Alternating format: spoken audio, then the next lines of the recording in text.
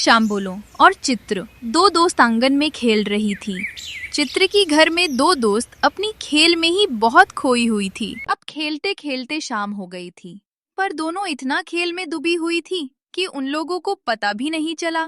इतने में चित्रों को याद आया कि उसको तो घर में शाम की पूजा देना है, क्योंकि घर पे कोई नहीं है। तो चित्रों ने बोलो को बोली में थोड़ी देर में आती हूँ।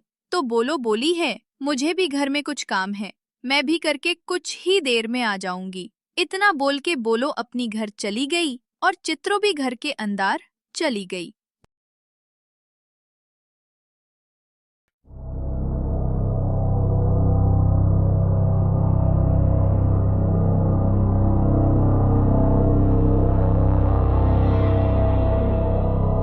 अब रात हो गई थी।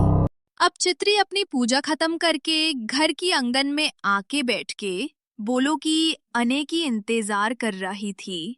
इतने में चित्रा को नजर आया कि बोलो आ रही है।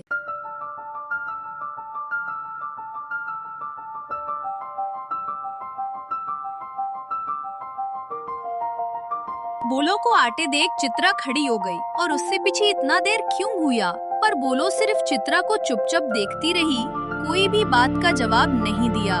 बोलो का ऐसा बिहेवियर देख के चित्रा भी थोड़ा शॉक हो गई। कुछ देर दोनों खामोश थी।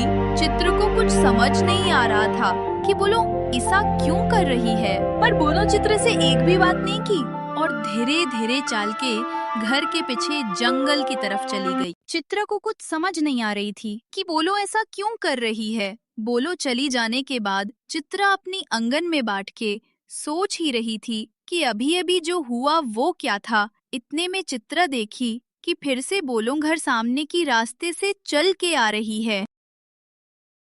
अब चित्रा को गुस्सा आ रहा था। चित्रा गुस्से में बोलो से पूछी, तो मुझे डराने की कोशिश अगर कर रही है तो सुनने में एकदम भी नहीं दारी हूँ। और चित्रा की ये सब बात बोलो को कुछ भी समझ नहीं आ रही थी। चित्रा गुस्से में घर के अंदर जा ही रही थी कि बोलो उससे पूछी, तू क्या बोल रही है, मैं क्यों तुझे डराने की कोशिश करूंगी, मैं तो अभी आई हूँ घर से। अब चित्रा थोड़ी घबरा गई थी और बोलो से पूछी, अगर कुछ देर पहले तू आई नहीं थी, फिर जिसको मैंने देखा वो कौन थी।